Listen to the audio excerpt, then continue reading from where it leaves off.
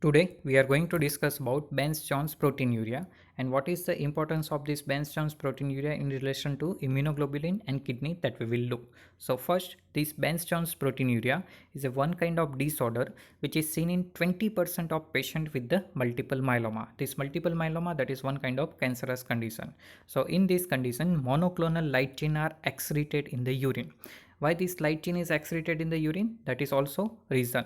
So this is due to asynchronous production of heavy and light chain, or due to deletion of portion of light chain so that they cannot combine with the heavy chain. So one condition, there is a asynchronous production. Asynchronous production means generally there is a two heavy chain and two light chain in a structure of this quaternary structure of the immunoglobulin. So they are combined with the help of interchain disulfide bond. Suppose that asynchronous production means excessive light chain is produced and less number of heavy chain is there. So what happens? This light chain will excessively produce and this light chain will be excreted in urine. One more condition, deletion of portion of light chain. So some particular portion of light chain is deleted, so they cannot able to combine with the heavy chain. So also their level will increase and that will be excreted in the urine. But this protein or light chain which is excreted in urine have particular characteristic, and that is called a Bence-Jones protein have the special property of precipitation when they will be heated between 45 to 60 degrees centigrade. But this protein will redissolve at more than 80 degree and less than 45 degrees centigrade. So simple that Bence-Jones protein that can be simply identified by the urine sample. So this protein may block kidney tubules leading to the renal failure. So most commonly that is affecting kidney because of that blocking of the kidney tubules. Further, so Bence-Jones myeloma or multiple myeloma has a poor prognosis because damage of the kidney. Further, estimation of this free light chain in serum is also useful for the prognosis of the multiple myeloma.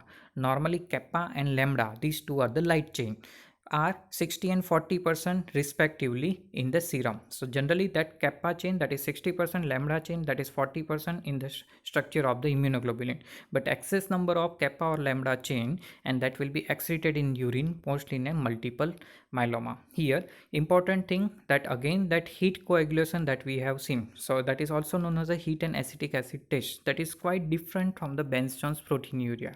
So heat and acetic acid test, that is for the detection of albumin in the urine, while Bence-Jones protein that is identified with the same type of technique, but here it is somewhat difference that you have to remember. So normally if albumin is present, which is the first protein appeared to urine in kidney damage, so when it is heated at 100 degree, mostly at the upper part of the urine sample, then if that sample containing the protein, then this particular will be coagulated, and that is generally at the 100 degree, and if upper portion is coagulated, then it is called a heat coagulation test.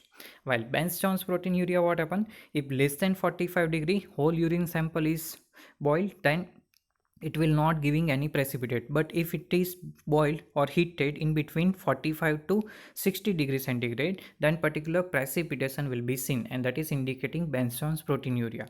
But again more than 60 means more than 80 degrees centigrade, then what happen, this particular precipitate will be redissolved in the sample. So that is characteristic of this Bence-Jones protein to precipitate in between 45 to 60 degree centigrade, but it will be redissolved again less than 45 and more than 80 degree centigrade.